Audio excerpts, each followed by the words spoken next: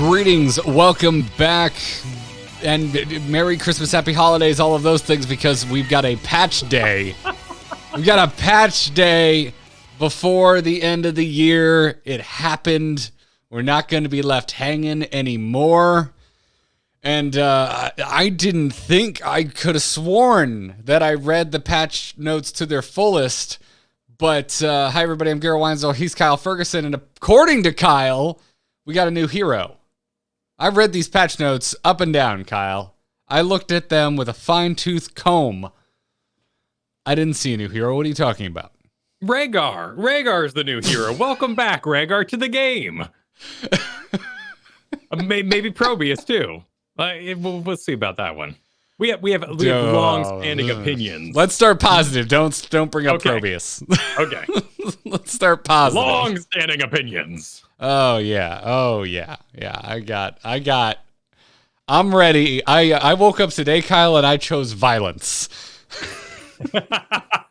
I have prepared some violence for today. So you just let me know when you want it. I was going to say the safe word. It was actually the trigger word is I would like some violence, please. Okay. And you just ask for it, and I will give you some violence. Was the other word cadence? Oh, that could be the safe word. If I go too far, just go cadence. Okay, sounds good. Sounds good. All right, cool, wonderful. But yeah, no, let's start with the positive. We got a new patch, man. We got a new patch. We've been waiting. We've been waiting a long time. The wait is over. Yeah, sort of. Actually, the wait has just begun. No, well, it's next week, and it's Monday, according to the PTR. So it's a PTR for the rework. We got a PTR for the Overwatch event, which had like 4 reworks. I guess 2 of those you would call pretty major. So this isn't unknown, but of course there was that little bit of excitement. Everyone saw the PTR loading and updating. It's that time of year for a new hero. So that things got awry a bit over the 3 or 4 hours it took for the patch to go live after updating. However, we do find ourselves with a game update, which you might find quite interesting. Yes. Yeah, there's more here than just a shiny new paint job for our favorite Wolfman. Wolf Orc? Shaman. Yeah, that's not as like awkwardly humorous though. No, it's not, but it's very on point. Like, Rehgar is becoming more shaman than he ever was. Oh, I hadn't considered that. Well, I look forward to you painting that picture for me, but welcome back, everybody. It's a new episode of Into the Nexus. Got a lot to talk about today. If you like what we're doing here, we do want to remind you that we do have a Patreon. You don't have to do it. We're not going to put things behind a paywall for you. And we're not going to make you wait as long as we did for the patch. For a new episode. None of that. We come at you week in, week out, regardless of what's going on. And if you'd like to support that, check out patreon.com/ITN. Join our Discord. Some lovely folks in there.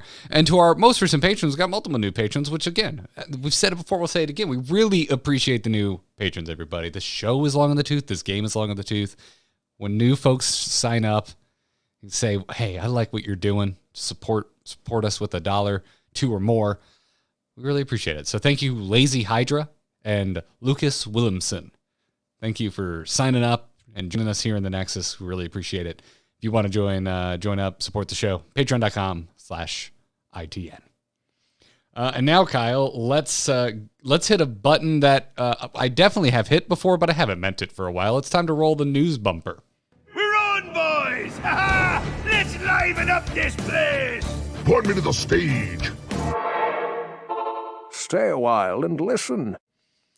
It's gonna be a patch day next week. As you mentioned, Kyle, the PTR, we've got a patch on it. And it's supposed to be landing this coming Monday. And there's a lot to unpack in here, including this rather major Rehgar rework.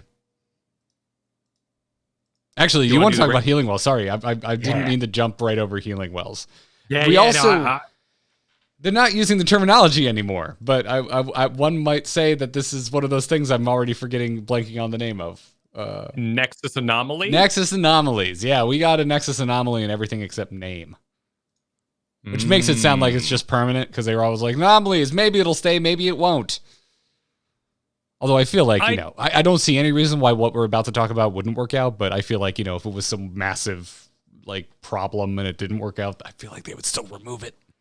Right. It is a further cementing of what we would perhaps call a call for help update, as it works very much similar to that with the baking in of health when things are changed. So get yourselves ready, ARAM players, because your game is about to be legitimized. That was a little. That was shady. Why are you throwing shade at ARAM? We've been converted. I don't mean it that way. It's just that your healing wells, the way they work, are becoming how it works across the whole game, and that's awesome. Okay, that's fair. That's fair. I'm with you there. So healing wells are now invulnerable and are destroyed when the nearby fort or keep are destroyed.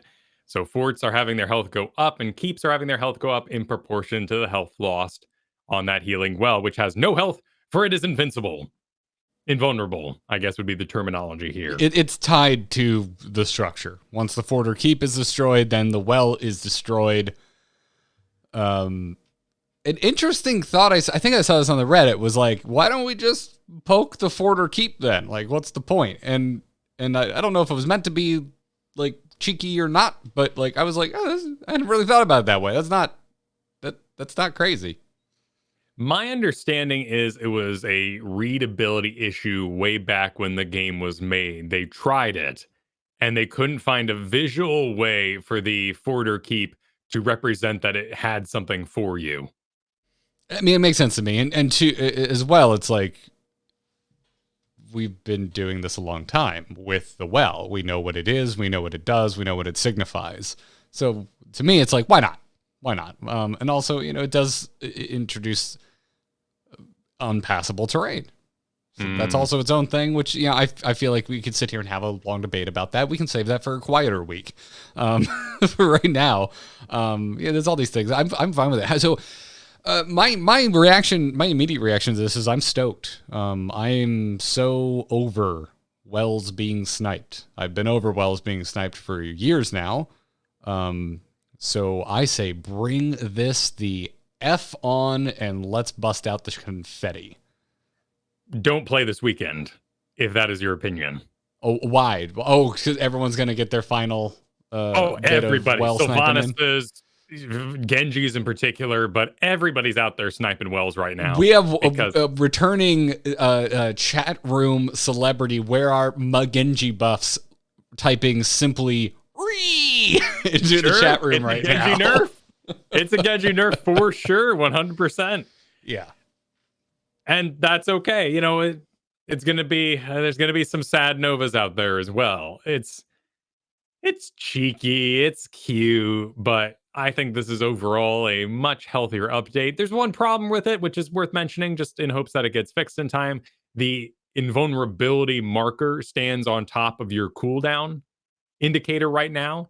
So if we can shift that up or down and just make sure I can see how long my well has via bar to be used again. Is that cooldown really represented somewhere in the UI?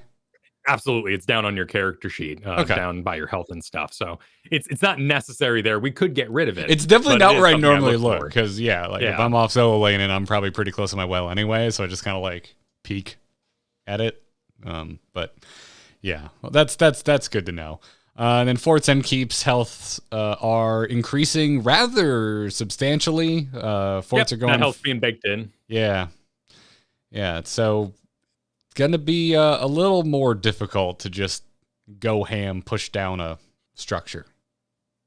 The only other thing I've heard is some folks are sad that there's always that weird chance that a well still survives because things got desperate in taking the fort scenario, and they're sad that well won't be there for them for that sweet little turnaround. There's also a Battlefield of Eternity strategy where you would leave the well up in order to trigger the immortal going into a certain lane because it would count it as a building that's most forward.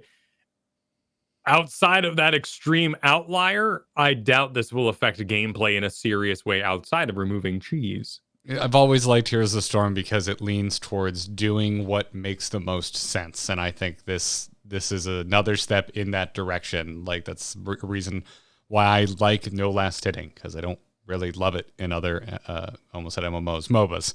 I get it. I understand the raising of the skill cap and all that, but it's not my jam. I think it's more straightforward if it's like, yeah, kill things. It's good to kill things. And it always annoyed me that minions went ham on the well first, when it's like, no, what's more important is the fort. Go to the damn fort. And this is going to help with that as well. Yeah, the collapse, the concave will be advancing sooner. I didn't really think about that. But yeah, forts will go down a little faster, but they got that health back. So probably evens out. Still a fascinating thing that'll have many different repercussions that we will see in game. And I'm excited for. I think it's a great update. But let's dive into that Rehgar. Let's do it. They're straight up referring to this as a hero's rework. So that is Rehgar. And I think we would have classified it as such as well. This is a lot. According to the devs, they said that while his win rates are not worrisome, his identity as a flexible generalist healer has suffered. So they're making some changes, including baselining some of the talents that felt mandatory, as well as introducing new talents to sharpen his build identities. And there's some interesting stuff here. Let's just go in order of the notes. So we're going to start with some more basic stuff here, like his attack damage has gone up from 106 to 115. That is slightly above an 8% increase in his attack damage. However, his attack speed was reduced. We're talking fractions here, from like 1.25 to 1.1. But that does end up being more than a 10% reduction of attack speed. So the damage went up, but you're attacking slower, and technically it's not 1-to-1. You're actually like losing a little bit here because of that attack reduction, or attack speed reduction. Right. It's an interesting conundrum, because ultimately the butt biting playstyle where you will go into wolf form for a sweet lunge attack and then run around in circles doing your support business, get in wolf form on cooldown and bite again is not affected. In fact, it's even better. So attack speed does not perhaps ruin the majority of Rehgar situations where you'd be doing auto attack damage. That makes a lot of sense. Hadn't thought about that. Huh. Okay. But there's also other changes to baseline abilities. Lightning Shield is getting additional functionality where each enemy hit by Lightning Shield restores 2 mana to Rehgar. Huge. This is one of those bacons. Right. Was a level 4 talent, which was desperately needed. You were going to be out of mana, absolutely, and you could feel that climb all the way to 4, particularly if you're doing merc camps and the like. That was 4 mana per enemy hit at the level 4 talent, so it's less, but the mana cost was reduced from 60 to 50, and it still does the exact same damage, imbuing an ally with lightning and dealing 64 damage per second to nearby enemies last 5 seconds. That is the only mana reduction, however, and it's not like the mana you got back on the old talented version of this could only be spent on Lightning Shield. So it is worth mentioning that Lightning Shield's the only ability that's getting a mana decrease, so it, like, questionably makes up for that other 2 mana that's missing. But again, it's like you don't need to dedicate a talent to it, and you get it right out the gate. That's very true. Very, very true. Yeah.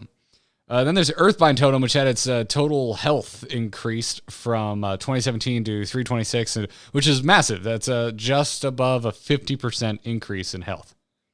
Right. So this is a partial bacon of Grounded Totem, which gave health of 100% bonus to the totem.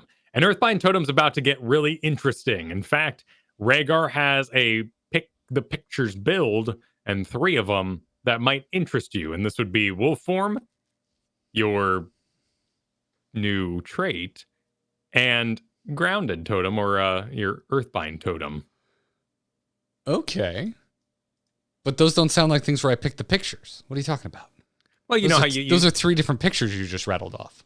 Right. So well, it's interesting because there's still the lightning build, but now there's going to be a wolf form build. There's going to be an Earthbind Totem build, and along the way you can augment healing and purge. as you might need. Yeah, let's talk about Purge, because your trait is changing. Like you're keeping your Ghost Wolf, but if you look through the patch notes, there's a little note that says all of that Ghost Wolf info is going to just be moved to the Z key, which is a delightfully technical note in these patch notes, and I'm so glad it was included. But you have essentially a new trait called Purge. Tell me if you've heard this one before, Kyle. Activate to make an ally unstoppable. Cleanse. Yes, and cleanse is going away. There is no more cleanse at a level. What level was cleanse again? I'm already forgetting. 7. So cleanse is off 7 because you're now getting a trait that is essentially cleanse, because you're going to be able to make an ally unstoppable for half a second, or as if this was a druid card in Hearthstone, slow an enemy hero by 80% and it decays over 2 seconds. You cannot use this on yourself, and the cooldown for it is only 30 seconds. A generous 30 seconds here. So Purge, yeah, as you may have known it from Warcraft 3, great theme. They added the little kind of bluish purple shock and then zzz to it. So it looks great. It's Purge. It's awesome. And it can be used as an unstoppable instead, should you wish, on an ally, which is fabulous. Yeah. I like that. And when I first, I went through an experience just reading this, because I read the ore and I'm like, oh, that's exciting. And then I'm like, oh, it's a decaying slow. Like, yeah, 80%'s a lot, but it decays over 2 seconds. Do I really ever want to even for a moment consider using this for anything other than giving my allies unstoppable? Then I read that 30-second cooldown and I'm like, yeah, no, I think I might use this offensively.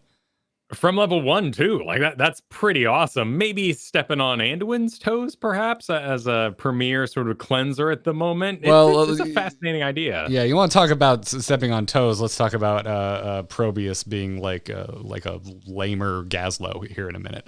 All right, we'll get to that. but your cleanse talent is actually replaced now with purification, which removing a slow, stun, root, or silence from an ally with this purge heals them for 260 and refunds 50% of Purge's cooldown. So if you're going to use it defensively, you're going to have it every 15 seconds. Now that is refunds cooldown, so it still has to tick. It doesn't jump ahead, which gets important later on. Oh, no, that's something else. That's something else. We'll talk about that in a little bit. Gotcha. Using Purge on an enemy deals damage, 330 damage at this value, and reduces their healing received by 40% for 3 seconds. That's interesting. Which talent is this again? This is your level 7 new what cleanse was, is now a augment for Purge. Purification. Yeah. So, that looks really good. That is a really handsome talent right there. It's up against Colossal Totem and Blood and Thunder, so I don't know if those other ones will compete. It's the talent tier where we were always picking cleanse, so really it's anyone's game at this point. Although I'm with you, I think purification just looks probably too sexy. Yeah, it's really nice. Yeah. So, other than that, we also got like a ye old talent shakeup. Quite a few things moving around at level 1, 4, and 7. At level 7, we had Electric Charge, which was moved to level 4, and Colossal Totem is out of level 1 and going all the way up to level 7. But Stormcaller came in from 4, and Grounded Totem came in from 7. Okay. And then we also lost Wolf Run.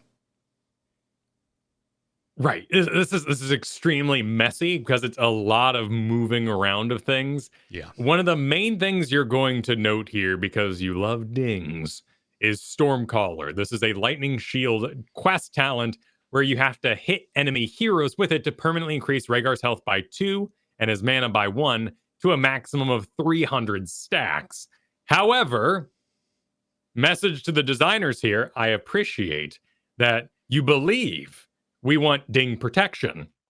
You have gone into the game and you've made it so this ding only triggers once every 7 dings or so, because that's sane. You know, it goes ding, buzz, buzz, buzz, buzz, ding, and all those sort of stacks are happening in the background.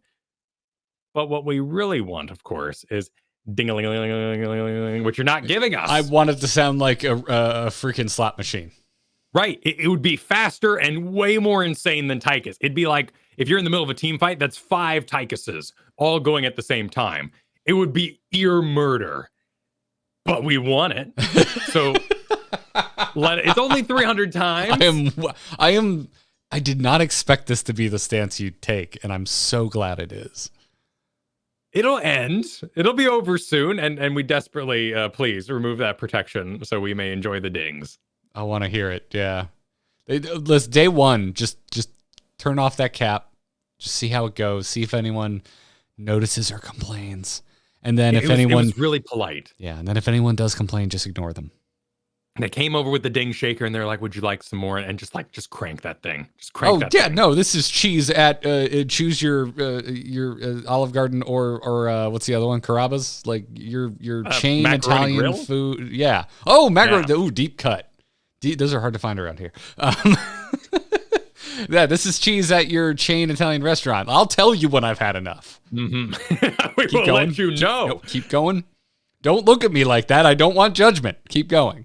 It's a great looking talent. There's also Grounding Totem, which allows you to remove spell power now. So you may have known it for its old functionality where you would decrease attack speed on your enemies. That still happens. There was rare occasions where a Zul'jin would get picked up and Rehgar would think to themselves, this got really weird. I don't have a front line anyway, so we're going to go a full totem build, and I'm going to decrease Zul'jin's attack speed by 40%. That's rarely the right choice. Right, that's still happening. Like, the thing it's losing is that additional health because that got baked in, but then we're also gaining the additional functionality of that spell power reduction you mentioned, but also the 50% increased range of the totem itself. Right, so you can now kind of drop at a decent distance, about the length of a blizzard drop from Jaina, so not huge. You're not going to reach Chromie with this, but you could affect a Kael'thas and the like with 25% reduced spell power on that grounding totem. Yeah, which I don't really mind, because it's like you're Rehgar, right? Like if you're trying to go for that hammer or that Chromie, you've got your own move speed to get yourself in there, and if you didn't, or you were dropping long range totems, is anyone else there to make anything happen off of the totem that just dropped on top of them? So I don't know. I kind of like the design of all of this. Grounded Totem's I think my pick for what's going to be a bit of a stealth talent that I think is going to work really well, but isn't sexy enough to get picked out the gate. That one, not in particular, but it gets more fun, particularly at 13 with the new talent Wellspring. Every 2 seconds, Earthbind Totem casts an untalented chain heal to nearby allies. That heals for 40% of its normal value. A healing turret, if you will. It's the best turret we got in this patch. Another Probius dig. I get you. Yeah, the only sad thing about this is that it's every 2 seconds, with the first 2 seconds having to elapse before it casts one of these. So it's got to sit there for a little bit and then starts chain healing out. But with the increased health, maybe that's counterplay. Maybe that's the healthy thing to do. I don't know. I would like it to fire one right away. I agree. But we'll see if it needs a buff. It's a really neat little talent. By the way, as we're zooming ahead here a bit, because these talents do sort of stack with one another in unique ways, you will find 0 changes to the level 10s or the level 20s for heroics. So those have been messed with in the past thoroughly, and they are fine as is. Yeah, we are, although level 20, there's a lot to unpack there, because we're losing Rewind, which was a somewhat popular pick, and we're losing Storm Shield, which was not a popular pick.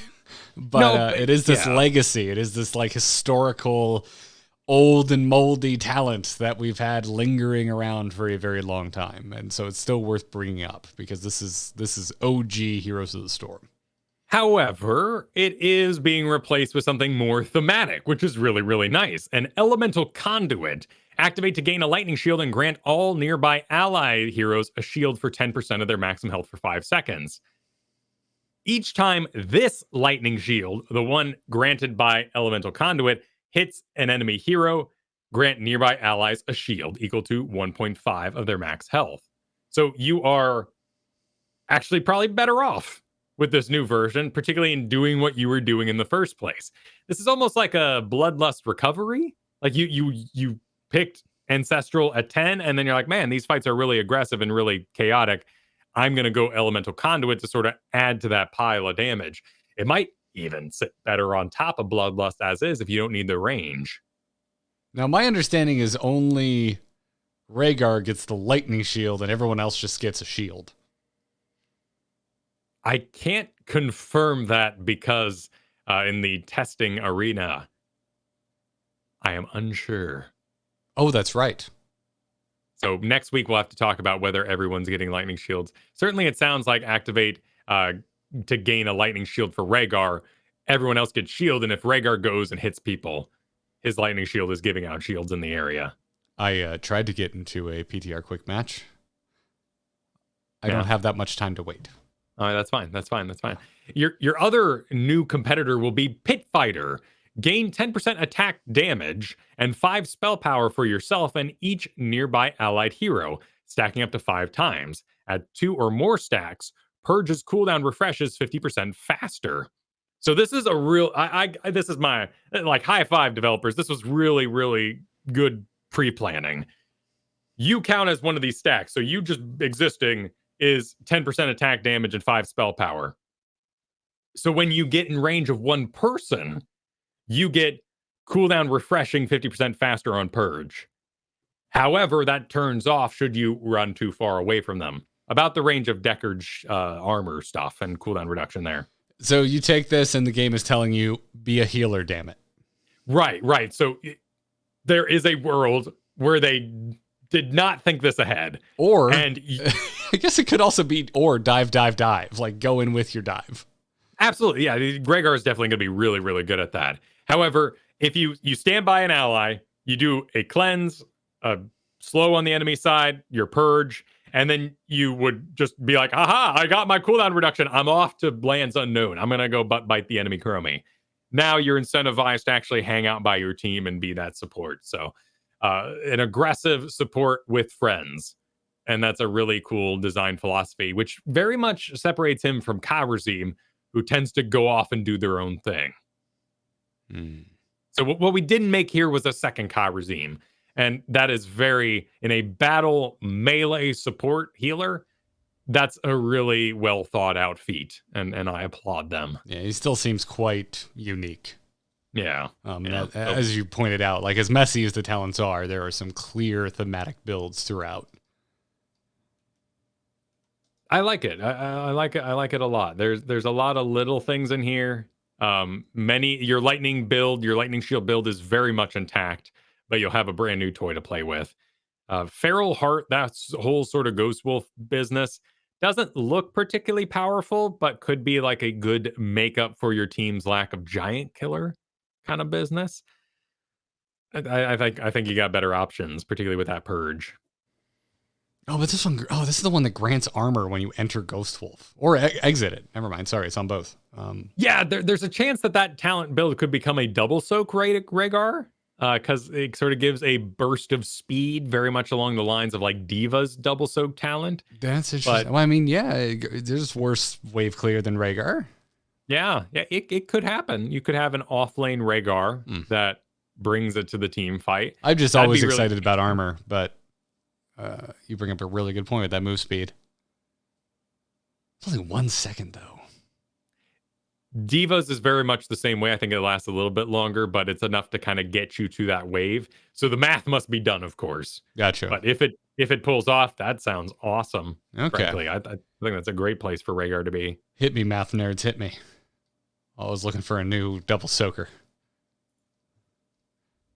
Of course, then you're not healing and people will complain. Anyway. It's a cool rework. People are freaking out about Purge. I don't know if I'm sold on it being that concerning. It's a decay slow, which is very powerful. We have several of these throughout the game. They're usually attached to tanks. Lunara being the other one, but that doesn't quite go to this huge value. Yeah, I feel like the more of the concern is around the just baked in cleanse, just the unstoppable.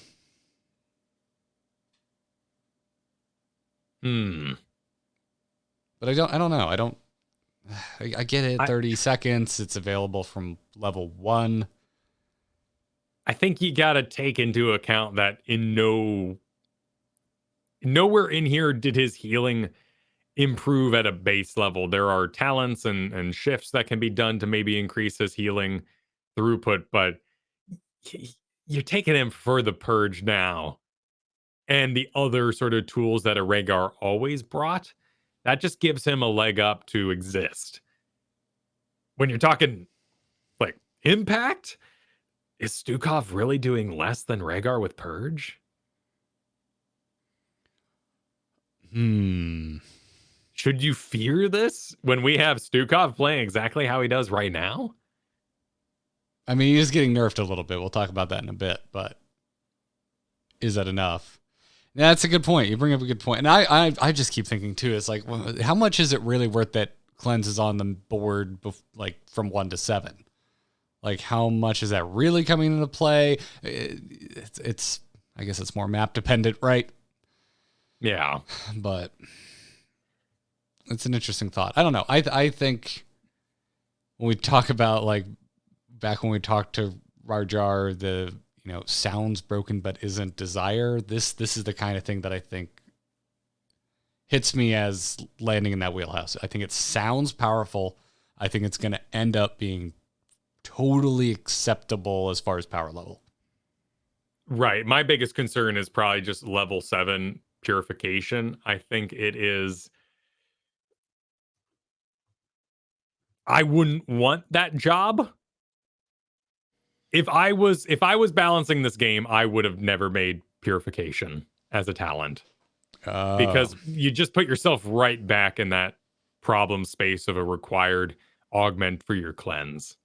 And skipping, I think it's a great talent. I think it's a beautiful talent. But anything that competes with it is going to just have to grow and grow in power to such a degree that you either have to almost vary and split people off. I keep coming back to that Wellspring talent. I think if you made it heal immediately upon cast and put that up against purification, because right now it's also sitting at 13, maybe. We're getting ahead of ourselves. It's not in the live game yet. We'll see, but purification does seem like the go-to. Yeah. And it's also competing against Colossal Totem, which was moved from level 1. It's going to be a flash of anger situation again. And look how far that had to go for Imperious, and we're not talking about a cleanse here. I think this is really tough. We're seeing it as well with Johanna and her Iron Skin talent. There's just some levels that are hard to beat. Yeah, but overall, like we're getting nitty gritty here. This is a cool rework for sure. Yeah, no, this is great, and it incentivizes aggressive supporting, which will bring in more healers, particularly to the low leagues, and it's just a healthy change and makes use of existing assets while providing something new. Yep. Yeah, I'm into this. This is a fun new toy for over the holidays. Now let's. I'm actually going to jump to Probius. Let's talk about Probius for a sec, because while this wasn't marked as a light rework, it basically is. Yes. And as far as the devs said, they said that Probius has always had high requirements for successfully utilizing his abilities. The theme of this update is to turn those requirements into benefits, making Probius more approachable while still rewarding mastery. So without getting into the nitty-gritty of how talents are changing, Warp Rift and Photon Cannon are changing in some pretty major ways. So Warp Rift is having the duration really reduced, going from 9 to 3 seconds, but it has a new functionality where it just auto explodes upon expiration. So after those 3 seconds are up, it just goes, whether you fire through it or not. Which is amazing. And that ability to set up these zones as punishment areas with the existing slow of 25%, that's nutty. And this particular Warp Rift update got me very excited. It still has the priming time, but you can also still hit it with a disruption pulse to detonate it under the course of your control. So it's got some unpredictability with it as well. I think this will be hitting a lot more, and it's going to be a lot more powerful. And that gift horse was looked right in the mouth, and you're like, oh, tell me more. What are you doing with photon cannon then? Well, its attack period is being reduced. I'm not even quite sure what that means. That means it's going to attack slower. Okay.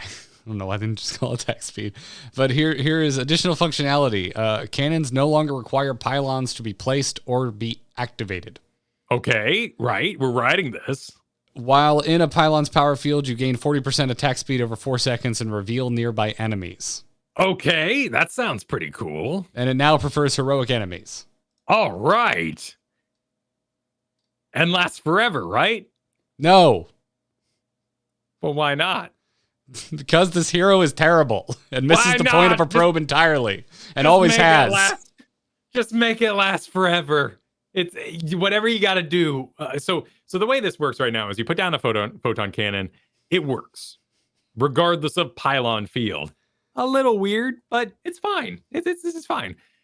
When it gets powered by that pylon field over 4 seconds, it'll ramp up its speed. And at the end of 4 seconds, it'll reveal the area around it. So it can see over walls and such and see novas and things of that nature. And that's pretty cool and very thematic. But there's just something missing. And I know that as like I don't want to be rotating between top, mid, Dragonshire with an infinite photon cannon sitting there for all time, lest I stop and destroy it. But that's the dream. That's the theme. I want to be a builder, and he is still very much not a builder. And as long as these things are de-summoning themselves, it just doesn't have that feel. This doesn't feel like StarCraft. Probius has never felt like StarCraft. I stand by that. Probius is one of the biggest misses in the history of this game in terms of theme. I hate this kit. And now it's like, oh, the cannons are just always around, and he's Gazlowe now. He's like a shittier Gazlowe.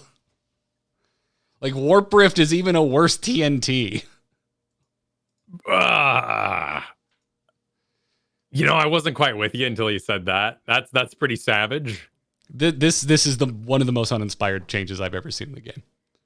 Damn. I hate this. I think it's crap. I totally understand if I put my pylon in a bush and my cannons are infinite and my pylon's infinite.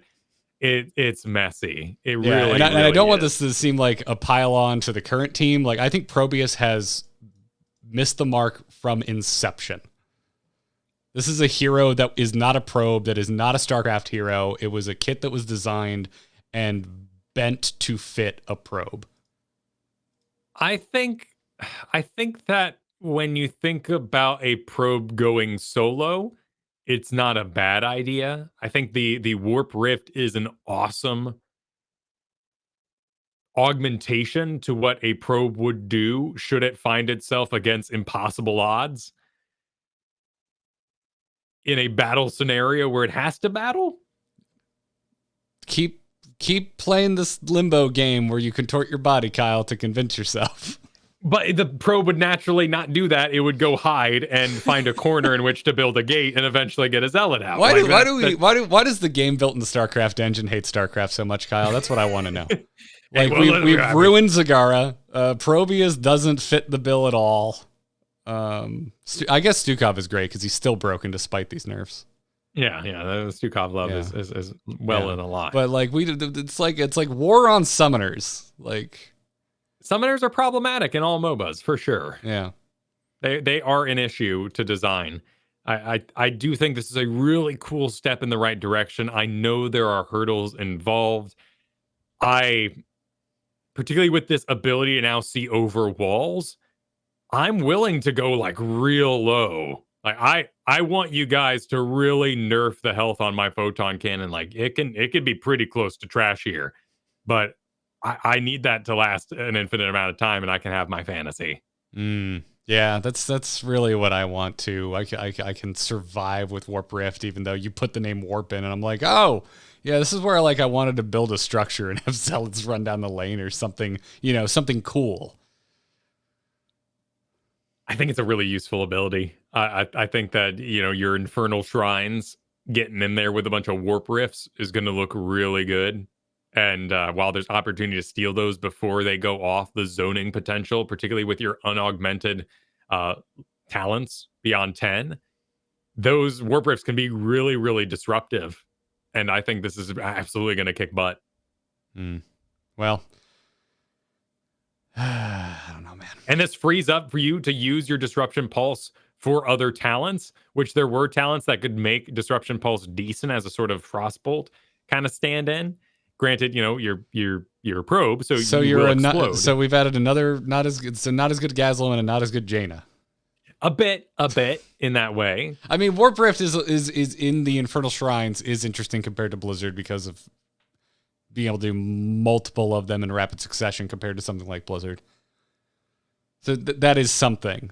Everything else, though, man, I'm just like, this hero like has no identity. Well, Pylon Overcharge got a lot better, so it is now reduced in duration by 2 seconds, but only targets enemy heroes. So when it fires up and is now invincible as well while it does this, so they can't go destroy the pylons, you're going to put together a pretty darn good defense of an area. I think it could be a lot of fun to play. It's just that management of staying inside your pylon for the mana, going back to put your turret back up, and maintaining your warp rifts will be a dance that you didn't sign up for when you wanted the probe. I do think this will attract more players. Right now, we don't see a lot of Gul'dans, for instance. I think this is just a more fun-sounding Gul'dan in some ways. Well, hold me to this. Let's take a look. Where the hell is Probius? Literally the least picked hero. 1% popularity on Hotslogs right now. That'll be easy to remember. It's literally 1. Remind me to check in like 2 weeks, because I look at this and I think that's where a lot of this is coming from in terms of also historical hating of Probius. I don't think this is enough to attract new players. I think this potentially makes him more annoying for the 5 Probius players that are out there that are crazy. And when you end up in a game with them, you're like, oh God, here comes the reckoning. And I don't think it's all that interesting because this is just so weird. Like they're just trying to shore up all of these different things. And I don't know. Again, as someone who never liked it to begin with, I'm predisposed to look at this and go, yeah. Well, you're starting with a turd and now you still have a turd at the end of the polishing. It's more of a sculpture. Probius is raw clay, and currently perhaps in the shape of a turd, as your analogy stands. But I do think we're heading towards something that's more spellcaster here. Well, if we're going that way, then it's the clay is now in a shape of Gazla with Jaina's face. The issue being for me that the probe is this lone warrior type, very much like Thrall's kind of issue, that isn't good at that job. Could be really good in the 4-man, but isn't fast enough to be the mage assassin. So what role is he filling outside of Infernal Shrines? And that's the question. I would not want to be solo lane Braxis with Probius. I don't want to be double soak Probius with this kit. But he could be really good in the objective. And that's weird. Yeah, good, which he kind of already is. So, I mean, if you're right and it does attract more players and he still doesn't break out of being map dependent, I mean, more players is still... The bar's pretty low for getting more people on Probius, so we'll see. Maybe 1 turret. Ugh. 1 turret only. Gross. No, that would just make me go, yeah, I'm not sure how I could be meaner, but I would be meaner if that was the change. But maybe the turret soaks XP, right? Like we can find a sort of Abathur place for him in that regard. There are opportunities to find that fantasy. And I think we are reaching... What I'm scared of is reaching viability through power with a kit that we find unfantastical. Probes still make circles that blow up. I don't get it. I'm not interested. Your core design problem is with Warp Rift and such. Yes. Yeah, and my core design problem with Kel'Thuzad is that he's special and does weird things. Like he's a necromancer mage type. He was supposed to shoot circles that exploded. I didn't need to connect the dots or do the chains thing. But yeah, I mean Warp Rift and also building like cannons have never to me felt satisfying, which they do in StarCraft. Yeah, they don't feel like StarCraft cannons. Yeah. So, and now you're like getting rid of the pylon requirement, which is StarCraft as hell. So now the probe's even less StarCraft. Yeah, the whole bush thing. They have terrain over in StarCraft. The whole bush thing is very messy. For Here's the Storm, in some thematic ways. But that's another topic for another day. Would Here's the Storm been better with terrain than bushes? Let them, that's maybe the direction I wanted to go. Let them build more pylons and make pylons more important, not less. Like, let me build a forward wall of pylons because it's on that short of cooldown and I can build that many. We'll see. Yeah, it's weird. This is a weird patch, man. This is a weird patch. I like Rehgar. Probius, infuriates me. And we waited a long time for it, too. So I've got my big ol' this is what we waited for hat on. Big time. Okay, I feel you. I know you're really excited for Probius to be great. I think it's a passion project. It would be nice. I'd also like them to stop nerfing Brightwing while they let Stukov get away with murder. Okay, well let's get into the supports a little bit. Yeah, let's get to Ariel, everyone's favorite healer. They're totally playing right now. Well, hang on there. This is a great update, given that we have slowly moved our way back towards a solo ranged assassin kind of field with the rise of Lunara and then replacements like Vala, mostly Lunara. Ariel does kind of exist, and she has some really cool counters to things like Garrosh, so she can happen on the battlefield, and now Sacred Sweep is going to have its cast speed increased by 50%, and they're getting rid of that level 1 talent, which still leaves her with 3 talents at level 1, looking very healthy. Okay. Now, you are going to be locked in that animation a little longer if I'm reading cast finish time increased correctly. That would make sense. Right, but getting that initial slap out faster means that you're more likely to hit the thing and generate your own hope before someone else clears the lane or that hero moves. So ultimately, this is a buff for Ariel. Yeah, it's also it's difficult to kind of assess that because the previous cast finish time was literally 0. So by increasing it by less than 1/10 of a second, it's very difficult to evaluate. There has to be a net positive with a speed increase of 50% on the cast speed. Right, because you're tied to hope. If it was just raw damage from a support, no one really cares if you're hitting your spells as much. Yeah. Heavy Burden also is getting a stun increase tied to it. Will of Heaven, your level 16 talent that augments basic attack speed for your hoped target, is going to give you basic attack damage of 10% back to Ariel. And same with Wrath of Heaven, the one that gives spell power to your hoped target. If you slap them with the Sacred Sweep or have a terrain collision with your Detainment Strike, they will have their spell armor reduce. So kind of another you give them spell power, you reduce their armor kind of thing. So a very cool Ariel that's not as dependent on big piles of hope. What this is planning to do, in my mind, seeing it here, is they've noted that people are going to run Ariel when there's going to be so much hope. It's an abundance. It's a burden of hope that they're going to take all the hope talents and just bomb hope everywhere. By augmenting the talents that generate hope for yourself or allowing her to generate her own hope in more ways, they're saying Ariel will plug into more comps, not just the super supported Vala, Lunara sort of sphere. Okay. Well, Ariel's been out for a while, so hopefully this if nothing else, the Bacons are always exciting, as is Bacon. So it seems like a decent one. You got You ready for Brightwing? Yeah, Brightwing. All right, so Invisible Friends needed to be changed. They changed it. Duration is no longer infinite. It is now 9 seconds. They also increased the heal.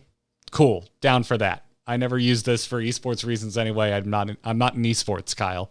Sure. Yeah, that's actually a really good point to make, is that the duration being reduced from infinite to 9 seconds in a solo queue environment, someone accidentally mounted, cleared a lane, it did not affect you in the least. This is huge for coordinated play. This is absolutely crushing. Yeah. Yeah, but at level 1, Hypershift has once again been nerfed. Maximum healing going down, the bonus going down from 8 to 6%. And then at level 4 Magic Spit, the cooldown reduction is being reduced from 6 to 4 seconds. All I have to say is lame. Stop. Why? I demand internal win rates at this point. I demand it. Because in our home games, Brightwing's not this oppressive. What are we doing? I'm not sure. This is a really weird... This is a really weird. I mean, we have our power pie. What is this? A power storyline? A power sandwich? We're nerfing the bottom of the bread and we're taking off the top too. But that bread, we don't eat bread top to bottom. Brightwing's early game healing is so sad, and now it just got sadder. Pizza? I'm not sure I'm following your analogy, Kyle. I'm just saying, like, if we're nerfing her extreme late game, like the holdout for the end, of which a better hypershift would get us to safer. So then we're nerfing her early game, since that's a level 1 talent, and then Magic Spit as well. Yeah. So that makes her weaker in the early game, and then she's not going to climb to great heights at 20. So we just have an overall weaker Brightwing. So I don't really know where she's going to succeed now. Granted, we are finding ourselves in a very much global meta developing very quickly.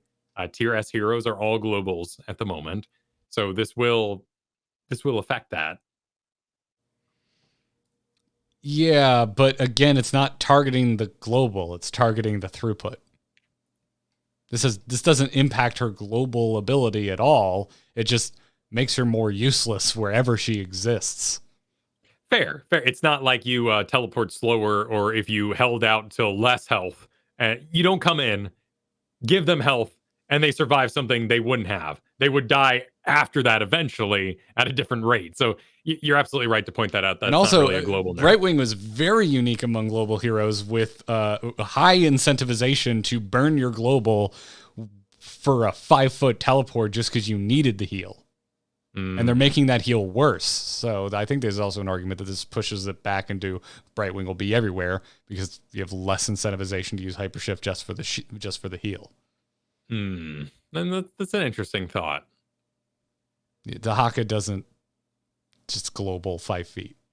So this is, we got to then assume that Invisible Friends had to happen. This is a slap to overperforming talents to knock them down. Yeah. My issue is not with that at all. Yeah. Not even a little bit. But it's just I don't. Okay. No, that this is an important discovery. What we can assume happened is that we look at these talents, Hypershift and Magic Spit as well, at its pick rate and such, and say that we are taking this as a hit to Brightwing's base kit. They're saying we need to knock down these overperforming talents, but we're seeing those talents as base kit worthy. So that's where things get problematic. Yeah, I don't know. Again, it's like this is the kind of thing I look at, and I'm just like, why are we? I don't see what they're seeing, and they're not telling us or showing us. It just says remain strong. It's like, what does that mean? Because to the stats we can see on something like Hot Slogs, she's got a 51% win rate. That's not crazy. And again, it's like Brightwing doesn't feel particularly impactful in my mind in the early game, and this hurts a lot in terms of healing throughput. And then we'll get to Stukov, and it's like, what the hell? Like, why does Brightwing get absolutely destroyed here, and we're letting Stukov just continue to walk away with it? But because the way the kit worked and the way we used Invisible Friends as a late game holdout, I agree that Brightwing was destroyed in a sense. These other two talents, I understand where they came from. It's just it's a lot at once, which is kind of interesting. I do want to talk about Stukov though, because Stukov did not receive any talent augments, and in fact just got his health reduced and his healing reduced on bio kill switch. Sounds impactful, doesn't it, Kyle? It affects every single talent build for Stukov is the thing. So this is the, I wouldn't even say easy decision to make. This might be the right decision. Because all the builds are extremely powerful. It's just that we found low blow to be very, very easy to do in comparison to our other options.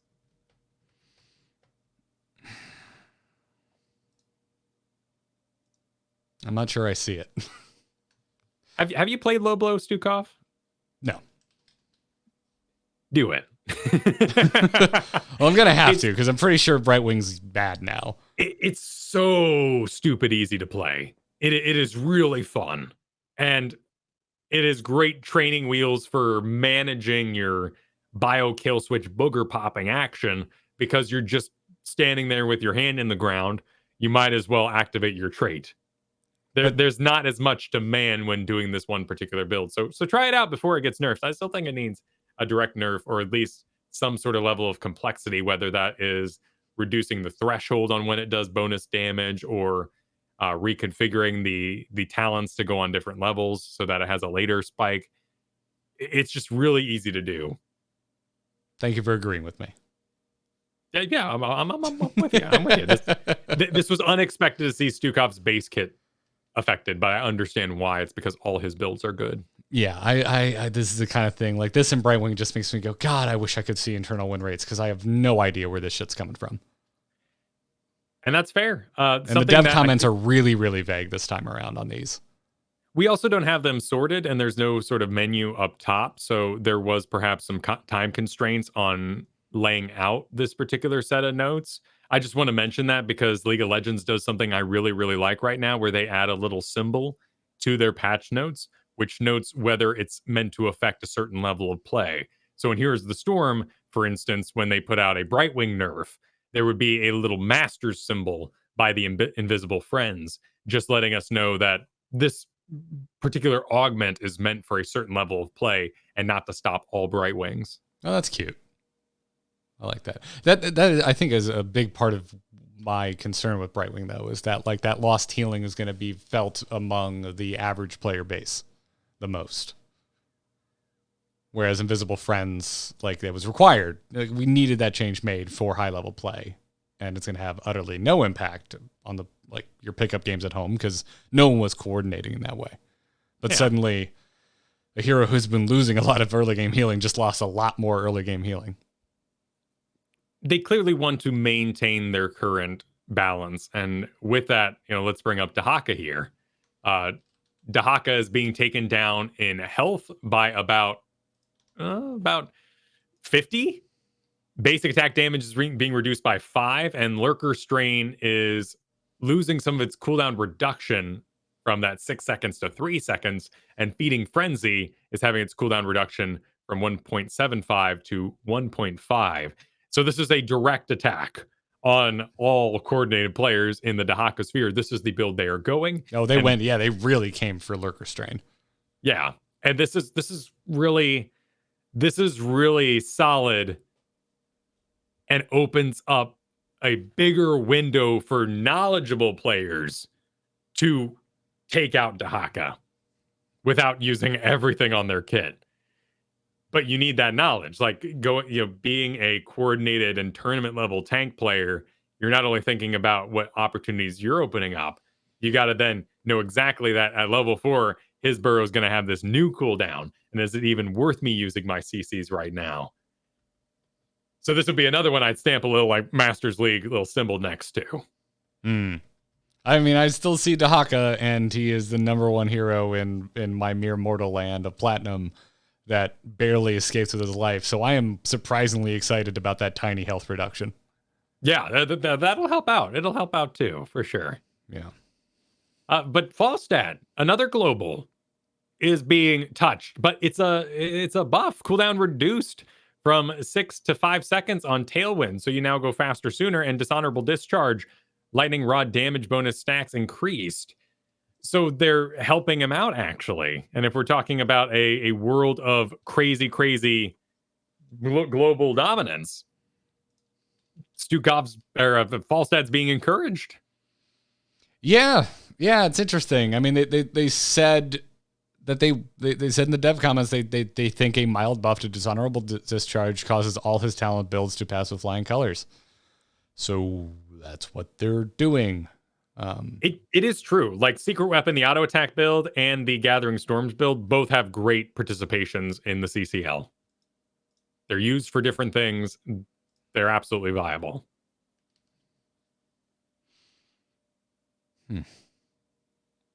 Falstad's the number one hero I want to be a part of my kit that I've never stuck with. He is incredibly squishy. You do not just wander into Stukov, nor can you just wander into playing Assassin Sylvanas. Did you say wander into Stukov? Did I say Stukov again? Did I say Stukov? I don't know. No, I think I said Stukov. Okay. We got Stukov on our mind here. It's a problem. Falstad. You don't just wander into playing Falstad. Oh my goodness, you're right. I did say Stukov. Okay. You don't just wander into playing Falstad because he's very squishy like Sylvanas, but Vala's like this, hey, who wants to support me? And everyone's like, I'll watch you the whole game. So Falstad doesn't get that level of attention. It's like a Zeratul. Everyone just expects you to be great and gets mad when you're not. Falstad is the MMO tank of a MOBA. You're either great or you're absolute crud, and you're not allowed to have any middle ground. I definitely feel like absolute crud. Even when he was busted, I had issues like being good with Falstad.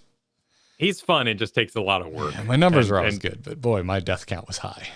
Yeah, Mighty Gust is a very tall order. You just want to commit. It feels so good to commit with Falstad.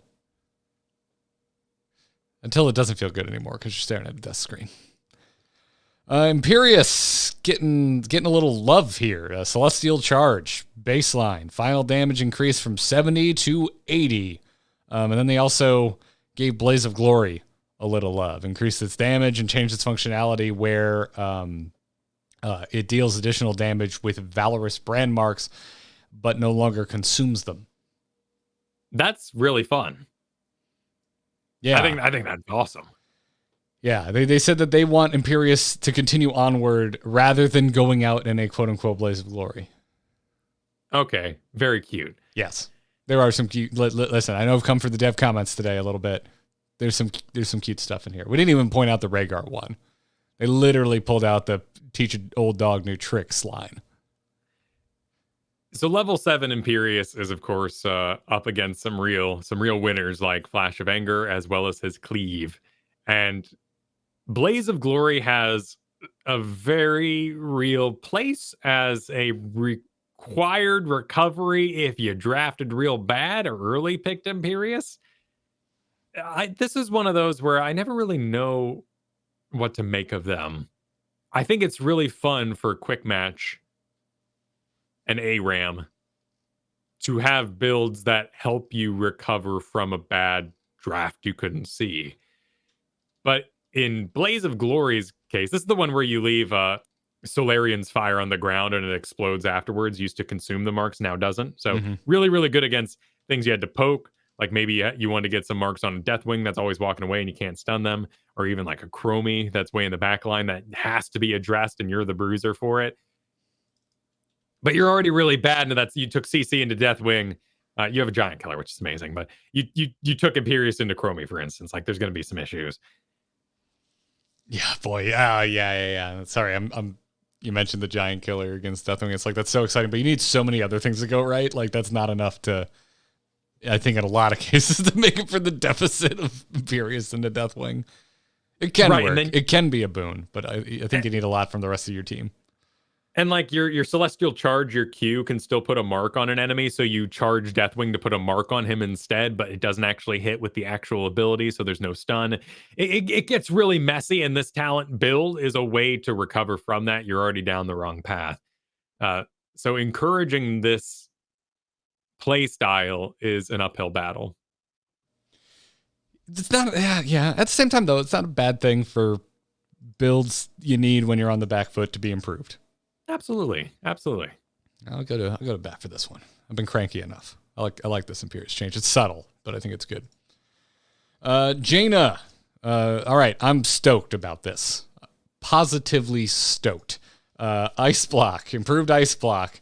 Damage to unlock has been reduced from 15,000 to 12,000. Thank God. Thank God. Yeah. Oh my God, man. This has been something that has plagued me forever. And the dev comments even like helped me figure it out. This never occurred to me that this was the reason this is always so difficult. But they say that with Jaina's focusing on clearing enemy minion waves, it's too hard to unlock. I don't know why I never thought of that. I never thought about that being a major reason why it's so hard to get this damn ice block unlocked. Oh, yeah, but I just don't know why we're not doing the Muradin treatment.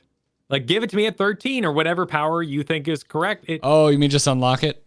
Yeah, like give it up. Yeah, just like let me have it. Oh, damn it, Kyle! I was excited, but that's a good point. I know. Oh, that's a really good point. This is a good investment. One of the interesting things about it still being tied to heroic damage is that certain builds will succeed in getting ice block sooner. And if you're doing Cone of Cold resets, you're doing a full-blown Frostbolt build, those sort of more brawly talents and play styles are going to mean you get an ice block sooner, and you would be out of position hitting Cone of Cold anyway, and you need ice block sooner. So maybe they've thought this all through. Maybe when I'm going full Blizzard build because it's just emergency lane clear Jaina time, I don't need ice block in the first place, and I'll get it at level 18, and it's fine because it's tied to damage numbers, which actually ramp up over the course of the game. So technically, the talent gets easier the longer the game goes. I'm kind of talking myself out of this right now. I'm coming back around to your side of things because, I think you still kind of need it if you're laning because people try and gank you because you're Jaina, and you're laning. People try to murder you dead. Or are the designers saying, now in that gank scenario, you should die as fast as possible so you res sooner and your death timer isn't as long. Just die. Don't ice block for how many seconds and make your death timer last. Maybe they're teaching us the right thing. Yeah. I think it's a step in the right direction, and I think you just made me realize why I'm so cranky today. Are you ready for a sidebar that I wasn't planning for? And didn't really realize until this exact moment. Okay. All right.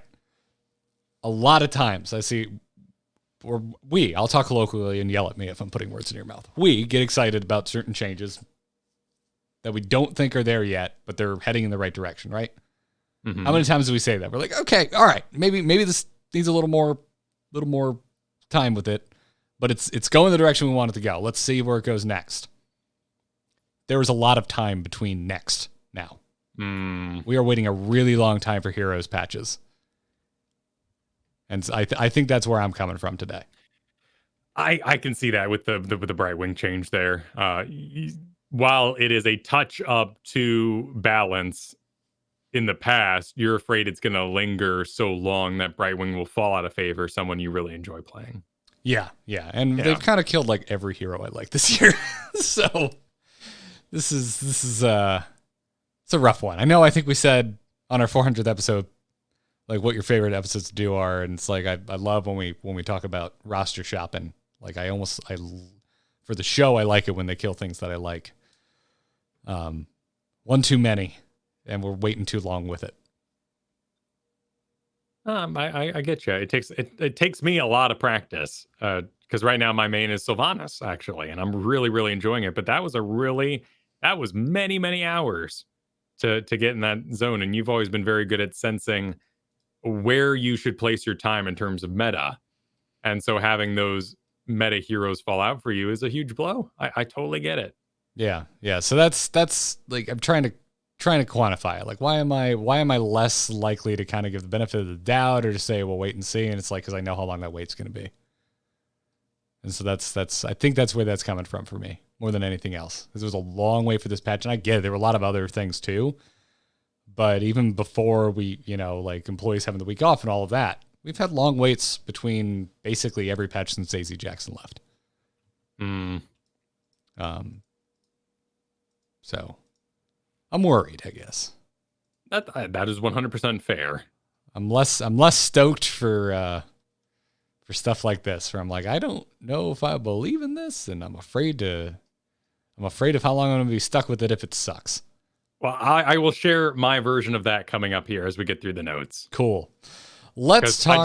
I do want to talk about Winter's Reach real quick before we move off of Jaina. Oh, I'm so sorry. Yes, I do too. Thank you. You made me think of something. I wanted to get that out of my brain before I forgot. Winter's Reach, level 1, really underpicked talent, also doesn't have the best win rate in the world, but the missile speed, the additional functionality, it's going to increase the missile speed by 30%. This is the talent that increases the range by 30%. So now it's going to get from point A to point B 30% quicker, as opposed to before it would increase your range, but the speed stayed the same. So it didn't feel snappy. And now it's going to. And I think this is really interesting because this is another knob to be turned, one we haven't seen come up very often. There are certain talents that, like Kael'thas's augment for his gravity lapse, that say it increases the range and therefore the speed. But normally we do not see speed increase when we increase range. And I think this is a very fascinating way to augment other talents. Like if we were to go back to Solarian's Fire, if we make that detonate sooner, if we make it cast faster, that's one more way to make a underperforming talent good. Well put. Yeah, thank you for reminding me. I'm actually pretty stoked about this. I miss going Ice Bolt build. So we'll see. Or Frostbolt, not Ice Bolt. How dare I get those confused? Johanna. Few things here. Baseline Iron Skin is having its cooldown reduced from 25 to 22. Baseline changes, always exciting.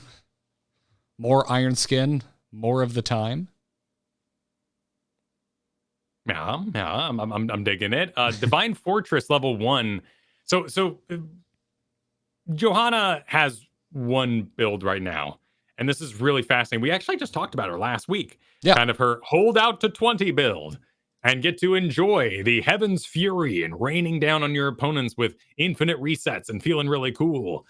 So Johanna is getting that Iron Skin cooldown reduction. Divine Fortress, to compete with Laws of Hope, is being augmented so that you no longer have to hit heroic targets to get your armor. The base armor per basic attack is going from 8 to 10. The duration is increased from 2.5 to 4 seconds, and you can wail on a minion nearby to get that armor. Physical, if you wish. This is really, really interesting. It competes slightly with how Johanna's played, which is why Johanna's Burning Rage is so bad, or her augment of it, immolation. Johanna does not sit on top of the enemy for a very long time. It's just not what she's good at. Well, we talked about it last week. That's part of the reason that Falling Sword has really started to work, because we used to look at it. It's a bad thing that the tank's not on the field, but if the tank is questionably impactful when they are on the field, like Johanna is, it's fine. So Johanna kind of weaves in and out, more like an Anubarak does these days. Will Divine Fortress even be available when there are things like auto attack quests and you don't want to be hit in the first place? I think Divine Fortress is not necessarily a good talent in that way. It's a great MMO talent, where the AI will be hitting you. I mean, it's better now. It is better. It's true. And Zealous Glare, I think, is adorable in that it already gave you a second charge, and it now is increasing Shield Glare's damage by 125%. I've gotten a kill with Shield Glare before. It's great. Just the fact that this has like sprinkles on top is kind of cute. Yeah. It's still fighting with Laws of Hope, which I think says just kind of is the whole story about level 1. Yeah. Like a straight up heal is the go-to. That's not very exciting. It doesn't feel impactful, but it is. And I think that's just the challenge here. I think I'm about as excited as you are with Zealous Glare. I think it's it's a step in the right direction, but I don't think it's far enough. So I guess we'll see in 2 months if they push it further. The real blow here to Johanna is the Heaven's Fury nerf of any kind, because that's what she was being used for. That and the unpredictability of the draft. So this is a hit to Johanna late game. And can these talents shore her the way up there? it's really relying on Iron Skin's cooldown reduction to do so. I think we needed damage added to baseline stuff if we're taking away from Heaven's Fury, not to talents, because yeah, it's nice that damage is being added to Zealous Glare. That's a gamble. We don't know if it's going to be successful. It may not get picked up. It doesn't matter. So all you did was like, all right, we're taking damage away from the way that's working, and we're giving you a cooldown decrease on your damage mitigation, which doesn't matter. No one cares. That's not what we're picking Johanna for. I agree. This is not a reduction to the overall resets and the freedom of which she had her movement at level 20. So it may not be that big of a deal. But a weird hit to Johanna on her way up. But there's a lot of buffs in here. There's a lot of buffs. So it could be okay. They're just weird talents. Yeah. Yeah, and I barely got excited for underpicked talent changes before, and I'm not going to get excited for them now because there's too much time between patches. Let's talk about... oh boy, yeah, you might need to pull the safe word in here for a second. Cadence? Yes, yeah. Let's talk about how nothing is being done about the Junkrat problem. Okay, so something is being done in a sense. So Big As is the talent where it no longer activates on non-heroes. And having this at level 7 meant that it could zone all sorts of crazy stuff. Bosses, merc camps, direct lane approaches at level 7. That problem is now being pushed to level 13. Yes, where we all know bosses are less impactful later in the game. We're burying our trash and we'll deal with it later a little bit. That's exactly thank you. We understand this is a problem, so we're just going to push it later instead of doing something about it. Now, that's an oversimplification because, of course, power scaling and power spikes are a real thing in MOBAs, and moving that later for Junkrat when he's already so weak and squishy could mean that an advantage has been built over the course of the game to that point, and you can now access him, and talents are online for other heroes that increase survivability, or even, instead of level 7, you were up against cleanses. If they didn't pick a cleanse, now there's other survivability, like healing talents that might be coming in at 13 on the enemy side. So this could be dynamic enough. What really disturbs me is that they then said, you know what, let's augment a level 20 talent that has an underpicked win rate by making it better. And that is a frightening sprinkle. That is a corrupt little pickle on top of my sandwich that I did not want to see. It's fine. Like Puckish Scamp, in comparison to like the Riptire talent, wasn't that impactful. The fact that you could switch over to the other heroic wasn't entirely useful. Now they're making it so both those cooldowns are reduced by 20 seconds. So when you switch between them, you're using them more often anyway. That just sounds more fun. But it's a disturbing precedent that we did anything to nerf Junkrat and then said, but we better make level 20 more powerful. This pisses me off. It's gonna be okay. This makes me so angry. Like, so angry. If we didn't get a patch where an entire rework was dedicated to Raynor and it basically ruined the hero, I think I would say this is the worst patch I've seen in 3 years. Wow. Yeah. I hate this patch, man. Like, and the more I analyze it, I'm like, this patch sucks. Junkrat's got some serious problems. I'm really curious to see if moving it to 13, making it compete with... let me double check here. But I'm pretty sure this now competes with him having 2 traps at the same time as well. So that there are some realities that could honestly have a pretty big impact on such a small change. There we go. 13. Gotta trap them all. So yeah, you do have to make some choices here, which is all right. Will we see more?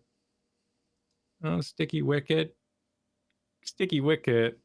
Oh no, this is the one that silences for 2 seconds, and you can now combine it with Big As. Oh, that's unfortunate. Yep.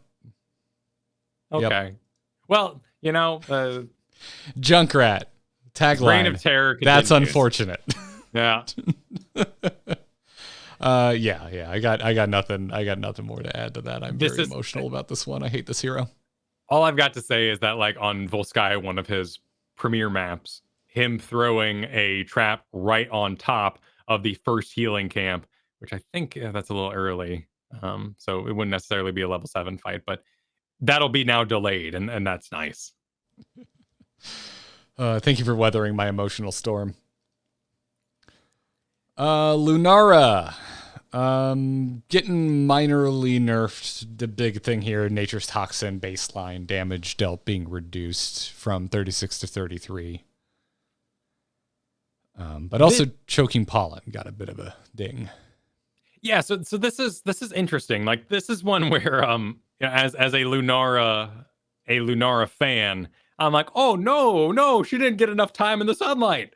But she's had plenty of time in the sunlight, and if the patches are, in fact, being spread out a bit more, yeah, maybe we need to take care of this now before she becomes reigning Vala with, all the extra toys in tow.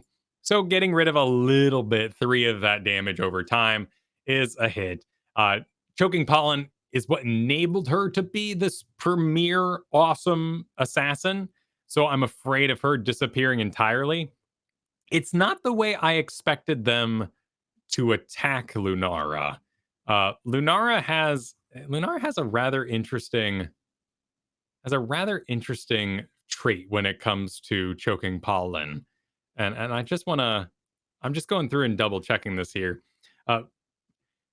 Choking Pollen, so Noxious Blossom knocks up the number of stacks. So you only need 1 stack to hit Choking Pollen level.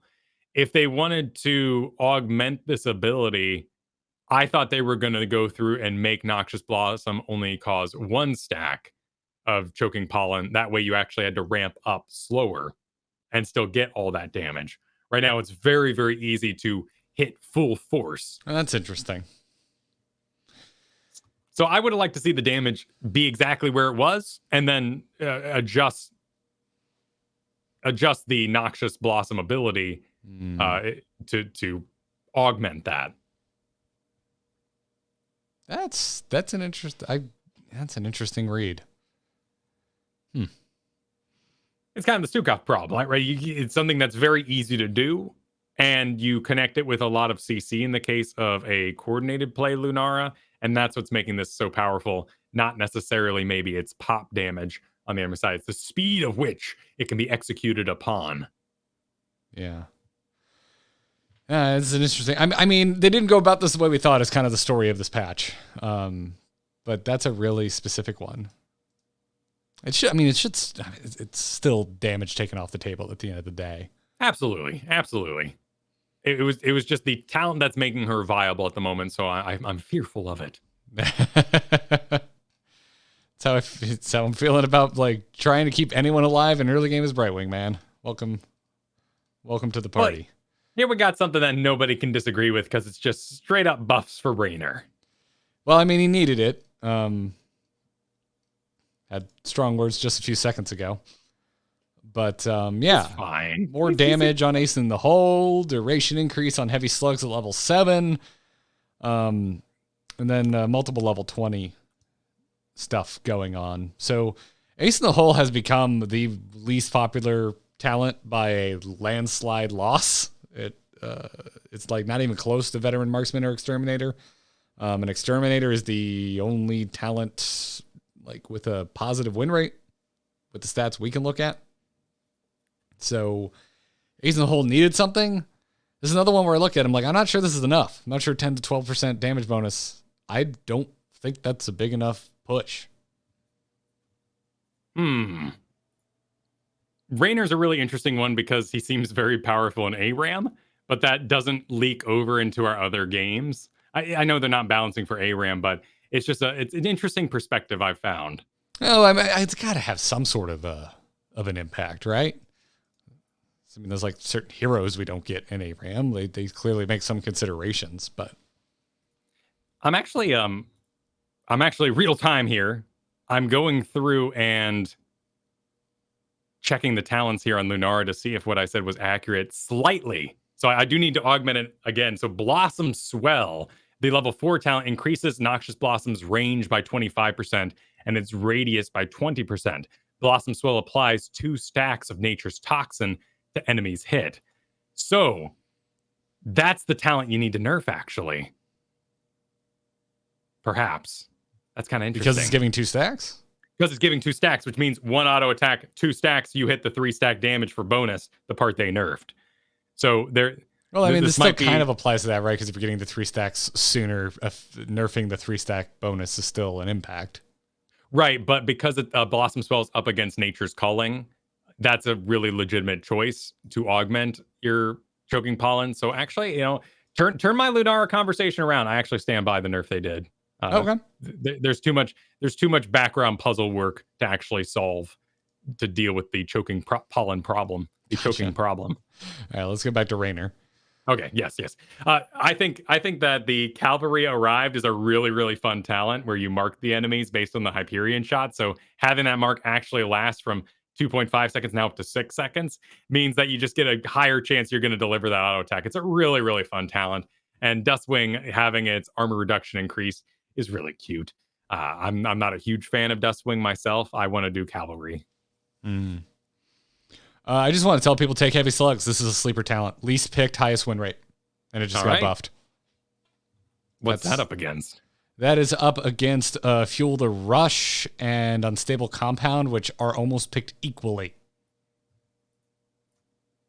Oh, okay. Yeah, I can see that. Yeah.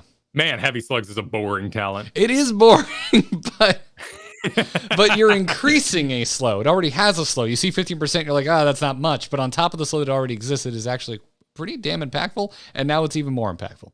That is a great thing to mention. That's just the power of language there. You're absolutely right. I read 15% and I go, I'm so bored. I'm not. Could you? Yeah. Can you think of anything less exciting than a 15% slow? But no, it's additional. Yeah. Hit me with that. Hit me with that total math here. Yeah. No, I'm going to bat for Heavy Slugs. It's not sexy, but it does work. Pick Heavy Slugs this week today. They're next week. Pick Heavy Slugs. Let me know how you like it. Just try it on. Take it out for a test drive. I'm going to slap the hood of Heavy Slugs, Kyle. It will include the bag to send it back with. Come on, man. Just try it out. Yeah. It's fine. Next game you didn't like it, pick something else. It's fine. We already talked about Stukov, so let's move on to Tyrande, where they said they're reducing the power of Harsh Moonlight and Empower and raising up her weaker talents. Again, it's the one that offends me on a deep level, like a lot of stuff in this patch, but it's hard to get excited about. If you like Tyrande, which I do. It's we're nerfing what's good and we're buffing unknowns that you may not take. One thing I think is fun about this is the Mark of Mending, which had its range increased from 6 to 8.5 and now has an ability where it heals allies near the attack target rather than spreading from Tyrande herself, which makes it all the more useful for actually healing the front line. That is a good quality of life change, right? Because how often are people standing next to Tyrande? Right. Granted, if they need heals, they're in range for a light of a loon in the first place. So this could be a really cool talent for a heavy frontline sort of scenario. It's up against Moonlit Arrows. It's up against the Caldolori. Oh, Caldolori. Caldori? Caldori? What level are we looking at? Sorry, we're looking at level 7. Caldori. They say it. Caldori. They say this stuff in game. Sorry, it's been a while since you played WoW. Okay, yeah. Caldori. A horde player. I think that's a really, really cool augment. Otherwise, these are pretty minimal hits to what is basically her owl build. Yeah. Well, Tyrande overall, her talents have pretty good win rates across the board at nearly every talent level. So, to put a little bit more in the positive column, if you're excited about, I think, any of these unknowns, take them out for a spin, because there's few that are, when we look on sites like Hot Slugs, there's few that are under 50% win rate. Lunar Blaze is one of them, but this is a pretty damn big buff, having the maximum bonus go from 100 to 150%. I would like to see Starfall attached to a player. Oh, you want to see it follow them? Yeah. That would be naughty. because the range was huge in Warcraft 3 and centered on Tyrande, using it as a ranged ability. It's never had that punch, and I don't think it should. But the slow seems really, really solid if we could augment the zone. If you're doing a wombo combo at level 20, you're not really thinking to yourself, now I should slow them for 60%. Like you're thinking they need to be stunned. All right. It needs to be absolutely trapped. There needs to be silences involved. All right, listen, dude, I want that so bad as the Tyrande player. Yeah. But how do you feel walking out your gate getting sieged into a Starfall? How does that feel for you on the defense? I have no idea. I've never seen it. Because you don't do it, right? You don't step into it. Now imagine it happens and you backpedal and it just follows you into your whole team, onto your fort. Like, I don't know. That makes Tyrande a pretty damn good sieger. It's too dirty to like say, Garrosh, here you go. I'm attaching this zone to you. Go, go, go. And like attaching it to Tyrande doesn't really make sense because then it's like an anti-dive. But then we've got Malfurion right here. Battle Malfurion, you know? He's so brave, that Malfurion character. Walking his way in with his chicken wings to do a Twilight explosion of silencing. So thematically, maybe it's not a bad idea to just attach Celestial Wrath to Tyrande and let her starfall around herself. You really wanted to win me over, so you drug Malfurion. That's what just happened, right? Oh yeah, just right through the mud. Yeah, if you wanna get on my good side, just make fun of Malfurion. What a lame hero. This is an interesting one. I think of all of them, like Tyrande, a hero whose underpicked talents still tend to perform pretty well. I'm hopeful for this one. Oh yeah, and I mean no disrespect here. Like these are all great balance changes, and the fact that I'm saying, hey, just go in there and completely change the ability and attach it to hero, that's easy, right? That's not what I'm saying at all. I'm merely just, I'm tooting my air horn of ideas. I like that. It's not much of that going on right now, though. It seems like that type of exciting stuff is safe for reworks and reworks only now, whereas before we used to see like exciting big changes like that peppered around. Might have something to do with sort of the weight of the code and once you're in there, or the specialty work that's demanded, but that's getting in a pretty deep theory town. Yeah, I don't know. But we have one more hero left, and that's Zarya. They said they're touching up a few more underperforming talents, and that's exactly what happened with Together We Are Strong and Deep Burn. This one is really interesting to me. So let me read the ability as it is for Zarya, because Together We Are Strong has gone through a lot over the years. So every 5.35 damage done by allies while under the shield ally contribute 1 energy up to 40 energy per shield. The shield ally lasts for 3 seconds. So what they're doing is they're saying that the energy contribution will continue to spread to you over 3 seconds rather than the length of the shield. So this talent can still be used in a situation where the shield is immediately blown off the character. So this gets a lot better. Granted, if it's immediately blown off the character, they're likely being CC'd and stuff with it and are attacking. So is it a good talent now? It's still a vast quality of life improvement. Yeah. It's one of those ones where, and this in an episode where I've been critical is not meant to sound critical, but it's a talent that was so poor that that's a massive, massive help. And then Deep Burn being her auto attack talent is pretty cool, just because that build used to have a lot of viability, particularly like there was an age when Zarya Battlefield of Eternity was a thing in the 4-man lane, and then she'd burn down the Immortal. It was very, very neat. Well, that one also appears to be a bit of a sleeper, doing well on hot slogs anyway.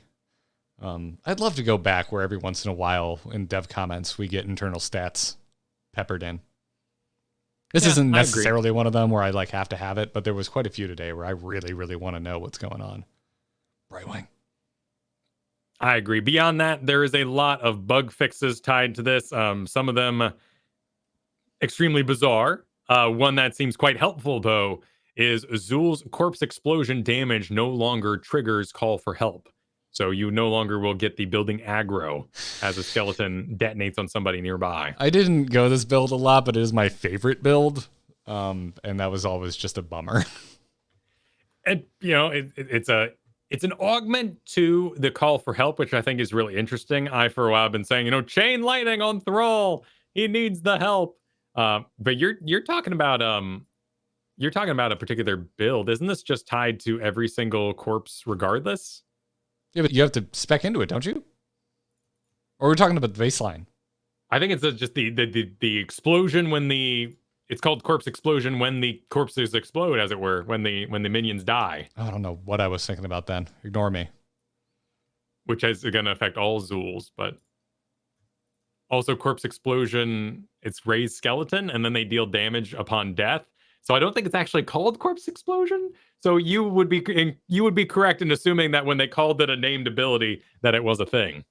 Yeah, I don't know what I was thinking about. I got very lost there. A trait of a trait kind of business. Yeah.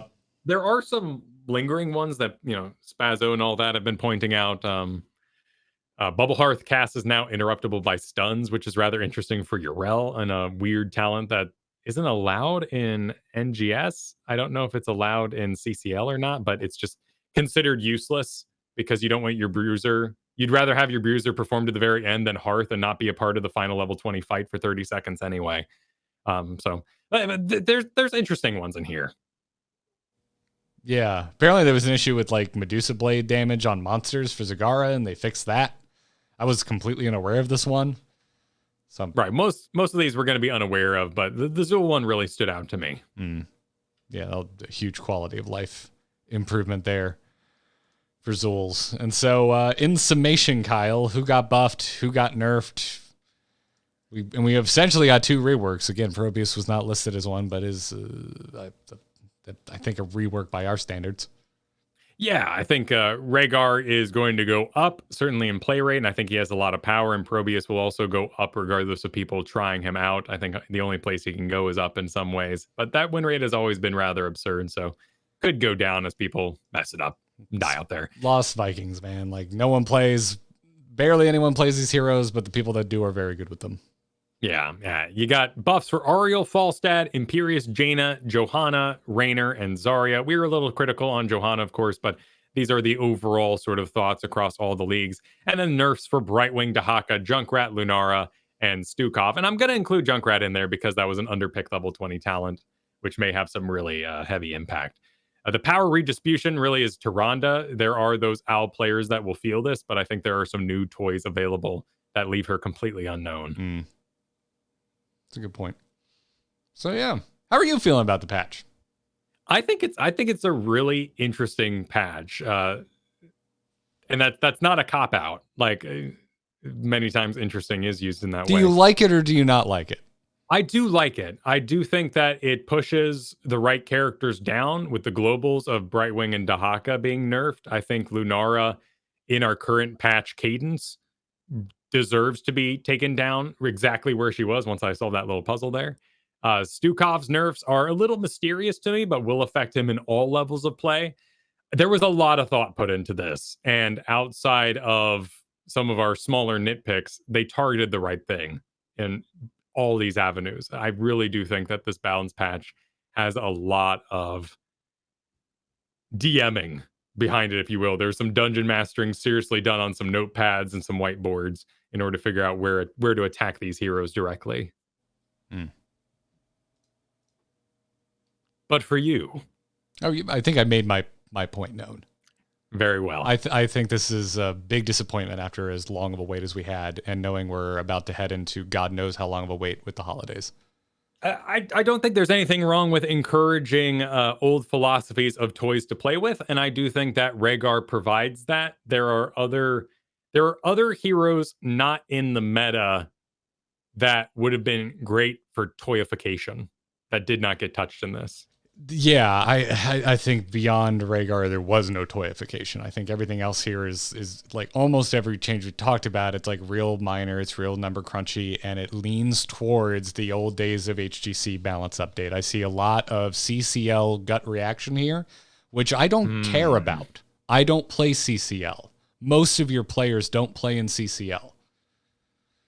I think the Heroes of the Storm players, not the pros, not to say that they're not players, but the people who play this game who aren't in a pro league. I think we all want expectations set now because we don't know anymore. I said a while back that when we asked the last time we got to talk to a dev, when we asked, will we notice a pattern? We were told yes. No, we don't notice a pattern. How often are we getting updates? What sort of updates? Are we ever going to see another hero again? Are we ever going to see another event again? The community is not like, we're not going to stop asking about it. So could you please stop avoiding the question? That's fair. I think your comment about being balanced based on CCL is very hard hitting. Yeah, I don't think it's exciting for the average player. Yeah. With how much I am participating in that sort of zone, this interests me more, but I think than it did back in, HGC was this completely foreign onlook celebrity sphere that I didn't feel a part of. Now I'm very much interviewing and talking to a lot of these players, participating in NGSs and the such. So these sort of balance changes are more interesting to me now, but I think it's fascinating that you brought that up. And I do think you're right. I think it speaks to an eye not on what's happening at home that should be recaptured.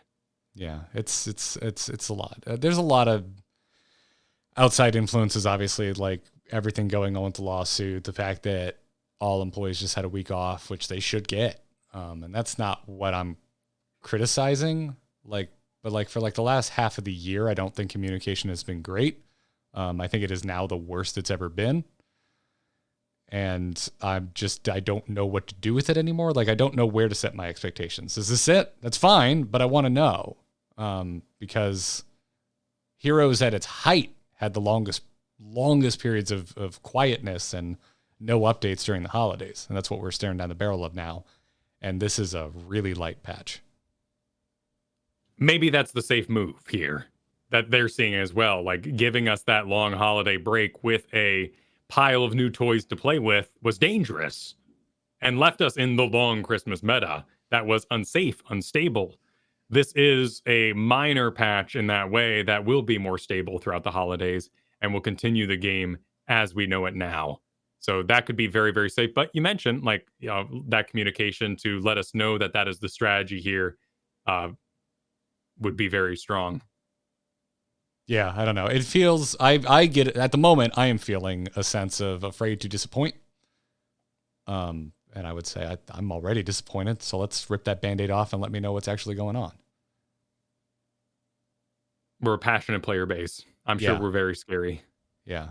We've gone a whole year wondering what the hell happened to last year's Christmas event. And here's another holiday season with nothing.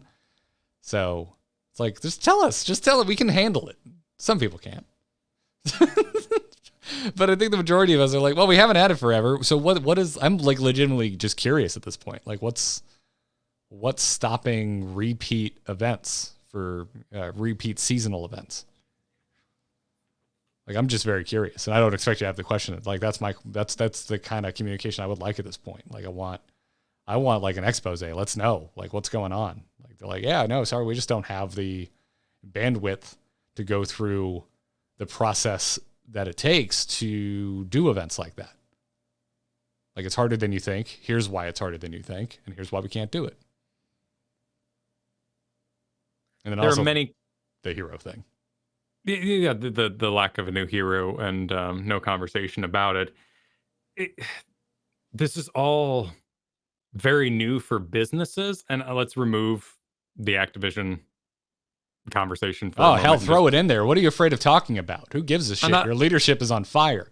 I'm not saying that makes me fearful or they should be afraid to have this conversation. What I'm saying is that like 2.0 was brand new, loot boxes were brand new, and the idea of live service games in terms of history and marketability and all this is very new. I think there is across all games a huge fear to share internal thoughts because frankly they're wrong in the eyes of history.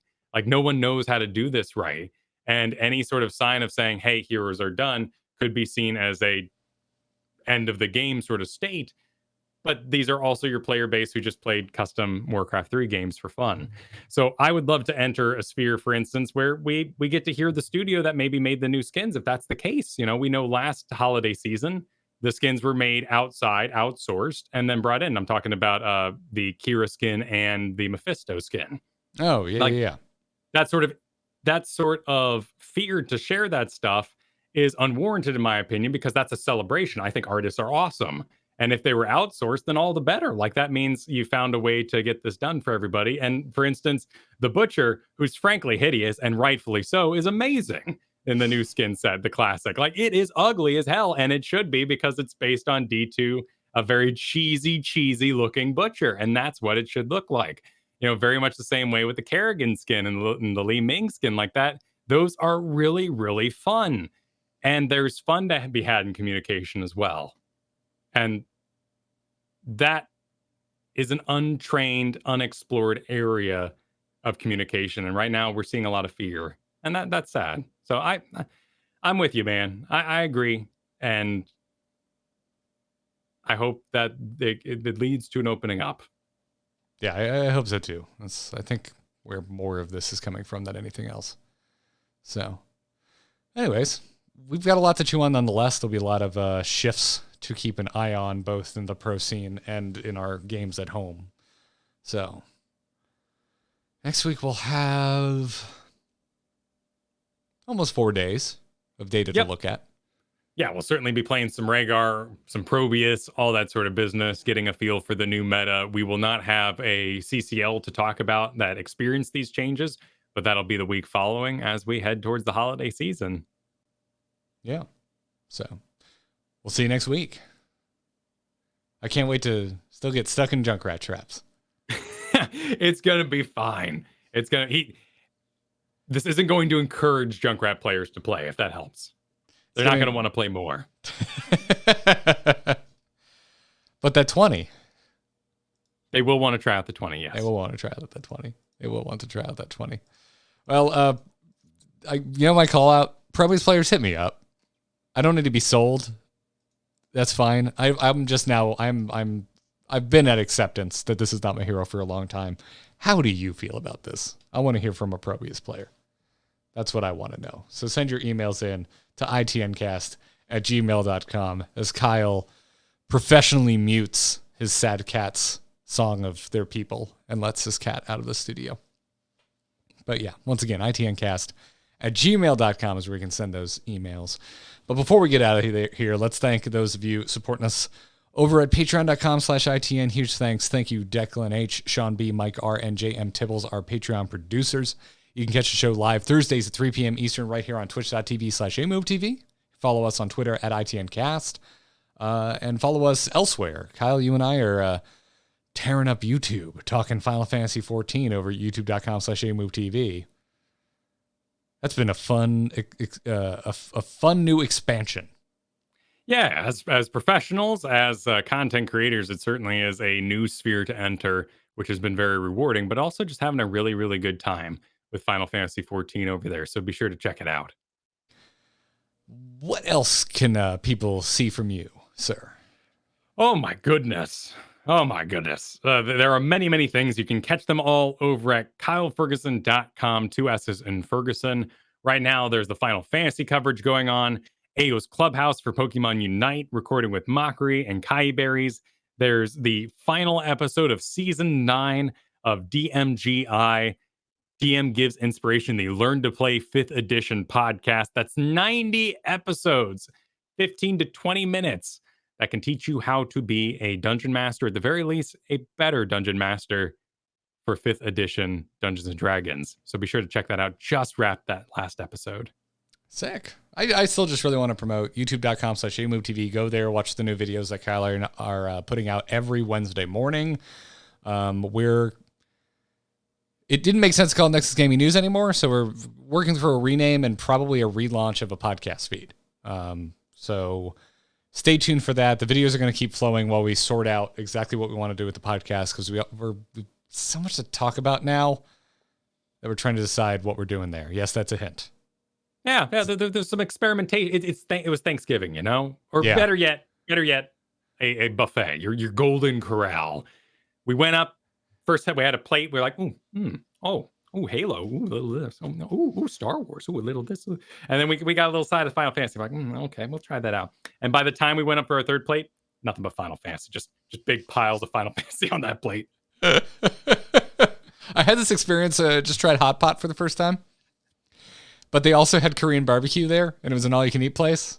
And I just had Korean barbecue. I tried hot pot. I'm like, this is okay. I'd rather have bulgogi. And so I just kept going up, and I just kept getting bulgogi. Katie was stoked though. She likes soup. The chat is asking why I picked a bad buffet. It's the only one I really know of. Because that was this patch. It's just like Golden Corral. It's a bunch of stuff you're pretty sure you don't want. No. If anything, this patch was more like sweet tomatoes. A bunch of stuff you definitely don't want, and you're happy when it closes?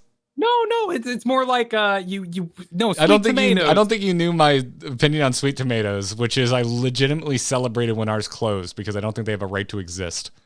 Damn. No, I was more talking about like when you go in, it's all Rehgar salad bar, and you're just like, whoa, look at this customization. look at this Rehgar salad bar. Can we go with something that tastes good? Let's go with CC's. It's all pizza. Is it the best pizza? No, but is pizza kind of always good regardless of quality? Yes.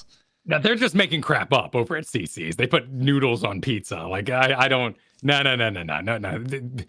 CC's is more like this nostalgia's gotten so far away from us because you literally picked my least favorite dining establishment that has ever existed. I also haven't been to a buffet in 5 years, so my frame of reference is outdated. Yeah, no, man. If we have a hurricane that comes over, and it's and the sweet tomatoes is in the path, I root for the hurricane. Oh yeah, Chinese buffets are and you got the so Final Fantasy was the for me. I'm just going with for me, but that was the sesame chicken. I just there you go. Yeah. See, I just keep going like a Chinese buffet. I keep going for the gyoza and the spicy tuna roll. Just keep piling it on. Spicy what? Chinese buffets here have sushi. I know it's not Chinese, but most Chinese buffets in Florida also offer sushi. No, I just like that's. I don't know. We have a burden. We have riches of conveyor belt sushi out here on the West Coast. So we only there'd have be no reason to possibly enter an establishment for sushi. We only have one conveyor belt sushi place, and it's in the mall. Oh, they're so good, and the lunch is so cheap. I love it. Goodness. I love it. It's so great. Like you don't need to bother a waiter with, I'm not sure what I want. I think I want another octopus. Maybe here, take yet another piece of paper that you're going to throw away. Yeah. And the plates just pile up, and it's good stuff. Yeah, it's a good time. Are they color coded? They're color coded. Yeah, well, absolutely. Yeah. Oh, it's great. It's great. If you go at lunchtime, the one we go to, the colors don't matter. So Oh, that's nice. Yeah, I don't know if ours does that. They definitely don't do it on weekends. Yeah. So we're now talking about food. We should probably wrap the show up. Thank you, everybody, for listening. I'm very hungry. Yeah, this is a full episode. Send your emails to itncast@gmail.com. We'll see you next week. Until then, good luck and have fun, everyone. Take care.